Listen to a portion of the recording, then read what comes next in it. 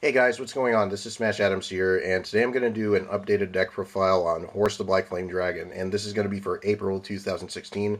Now, I personally believe that Horus is still playable today, even though some people say that the deck is practically obsolete since Red Eyes is at 1, which it kind of lessens the flexibility in the deck, even though a lot of people say that, oh, at 1 it's fine, you just got to work with what you have.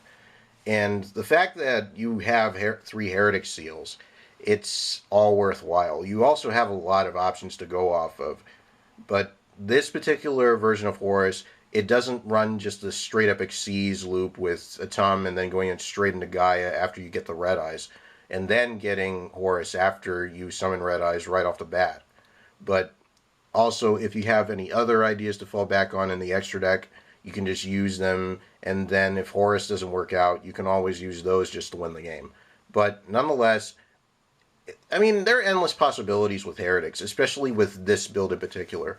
I like this build mainly because of the control that it gives, spell and trap-wise. I'm mad about the whole monster effect-based stuff, because there's not much to go off of besides Strike Bouncer. But other than that, I think the deck is great. So, I'm going to show you all the deck, explain a couple of my tech choices, and here is Horus. Start off, of course, we've got one Horus level 8.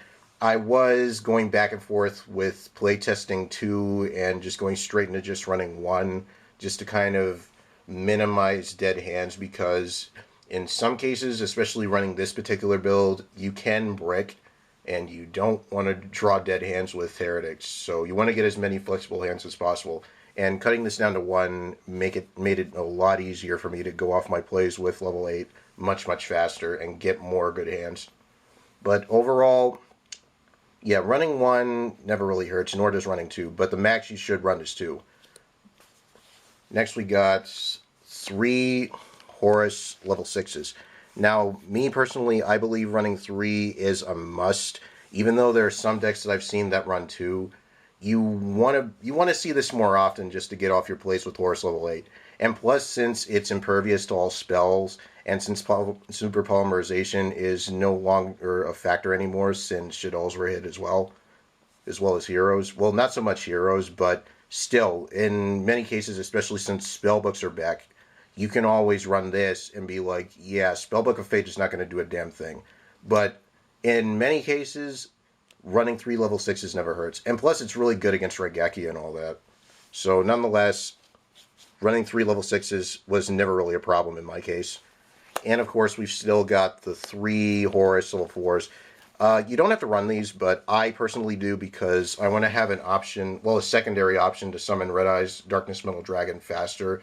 Like, say if I had it in my hand and I had this, I can just normal summon it. Yes, it'll waste my chances a little bit, but if I had, like, say, a level 6 in my hand, for example, and I wanted to summon it right afterwards, just get the Red Eyes after banishing this, and then special summon the Horus level 6, go straight into battle phase, beat their face in, or beat their monster down with my Horus level 6 first, and then just take 2800 off of their chart, and then just evolve it into a level 8 afterwards.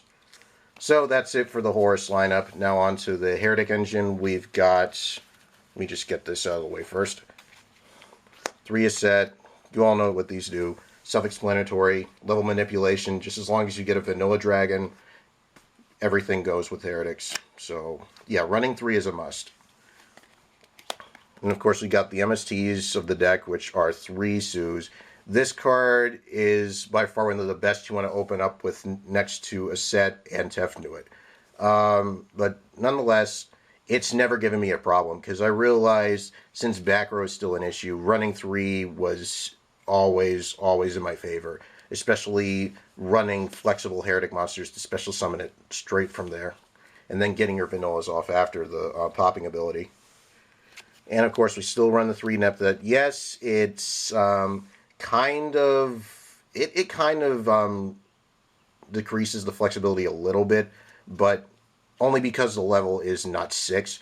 But hey, it gives you a whole lot of options to play off of if you want to go straight into the extra deck with something else, or if you just want to use the ability after you do whatever you need to do to special summon it and then just get rid of a monster. So Yeah, monsters are a problem now. That's the main thing that's helping games go swiftly now. Not so much spell and traps.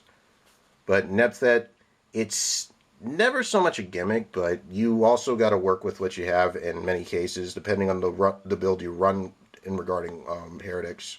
But in this case, I run this because I just want to destroy as many monsters as possible just to get off my plays. And of course, 3 Tefnuit, the Cyber Dragon for the deck. It's by far one of the best cards you want to open up with. And the majority of the times, your opponent's going to have a lot of monsters on their side anyway. So special summoning this and then going straight into Sue or whatnot is never really a problem. So running 3 of these is always a must. Now for the other dragons, we've got When Red Eyes, the main key piece of the deck to get your primary dragons to just get your plays off. It's never a problem with this card. Usually, if you get this with either with something in your hand and then just banishing it to summon this, it's you pretty much get a free dragon off of this. So running this is never really a gimmick. And of course, we got 1 Wattail and 1 Labradorite. Now, I'm going to explain in the extra deck why I run 1 copy of each of these, because there is a particular card that I've been testing out which made the deck really, really fun to play and really, really versatile thus far, and I love it. So, onto the spells. We have 3 Heretic Seal Convocation. I personally believe that running 3 is a must, because, let's be real, Heretics are what make the deck a lot more flexible. And yes, Heretics will kind of thin the deck out to give you a chance to get your combos off with not just Horus, but any of the dragons you need just to set up your field and just win the game entirely. But usually if you draw this, you shouldn't have a problem going off of your plays. 3 level up. Standard, you have the levels you need to get to level 8 quick enough. Usually if you get 2 of these in a level 4 first turn, you've got a first turn level 8 right there, and all you have to do is just set a decree. Next we got 3 MSTs, mainly because if I don't get Sue in time, I can always have something else to fall back on.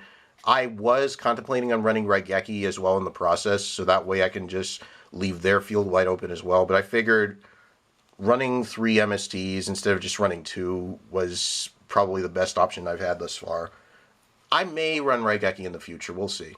But running 3 MSTs is never a problem with Heretics. 3 enemy controllers, my favorite quick play spell in Heretics. Not just because of the tributing advantage it gives, because tributes are always Heretics' best friend in this case, but mainly to just switch those unsavory monsters on my opponent's field straight to the fence, and then just beating them down during my battle phase afterwards when I get my plays off. And lastly, for protection, 3 Lance. It's a no-brainer. I mean, say if your Horus level 4 gets bottomless, or say if your Red Eyes gets bottomless, or any dragon of that nature that's 15 or higher gets bottomless, you can always play Forbidden Lance. Do that. Guess what? Yeah, I can go off my plays still.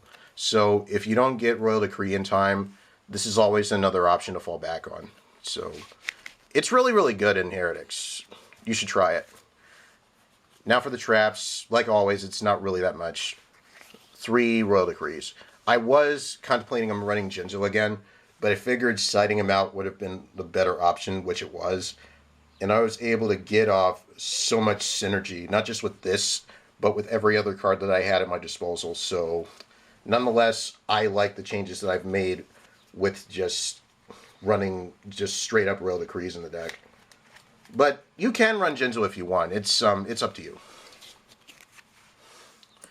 And now we're going to start with the new tech choices. I've done a whole lot of changes to this, and it was for the better. 2 Ultimaya. Now this is the card that makes a whole lot of versatile plays. Basically what it does, if you set a card during the turn that you have it, or if you had 2 of these, for example, you pretty much get the nuts, because you get the privilege to summon 1 level 7 or 1 level 8 dragon type synchro monster from your extra deck. So say if you had 2 of these, guess what? Free Beelze.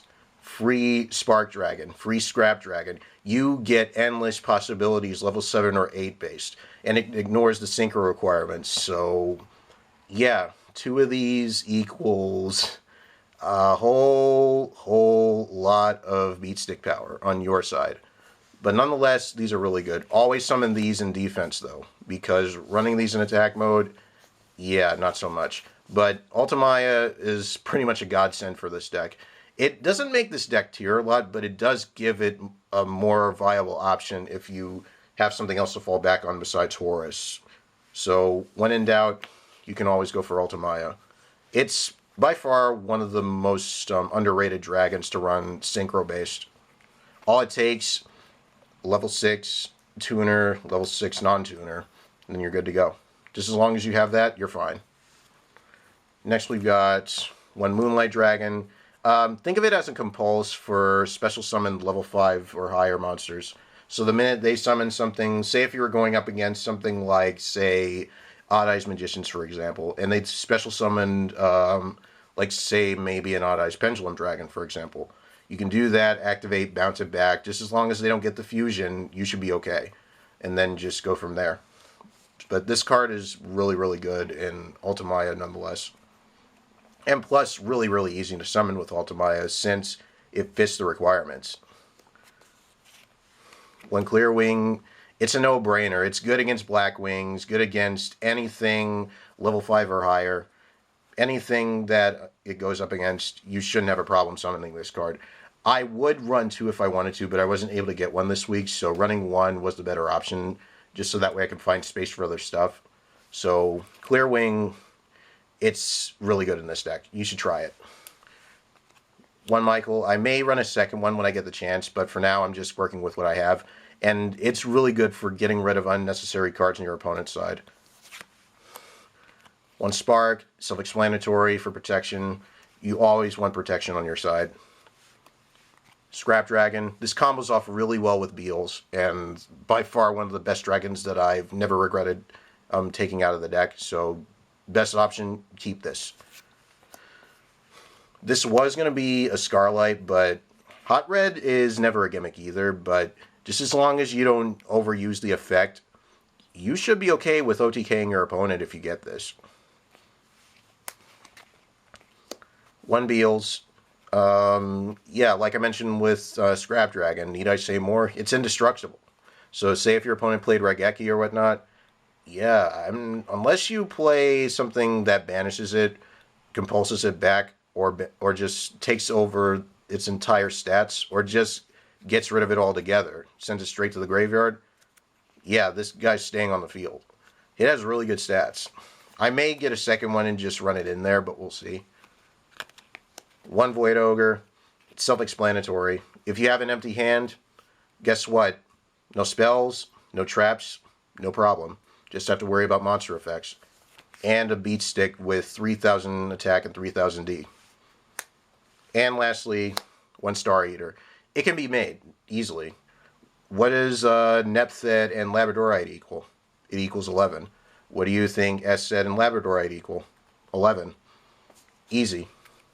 It's really, really good in many given situations. And the fact that you can use this and make sure that your Ultimaya is not being targeted by attacks or whatnot, this is always in your favor since its attack is highest out of the bunch.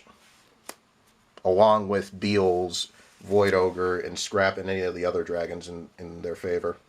So that's it for those. Now onto the XC's lineup. It's not that much. One Atum.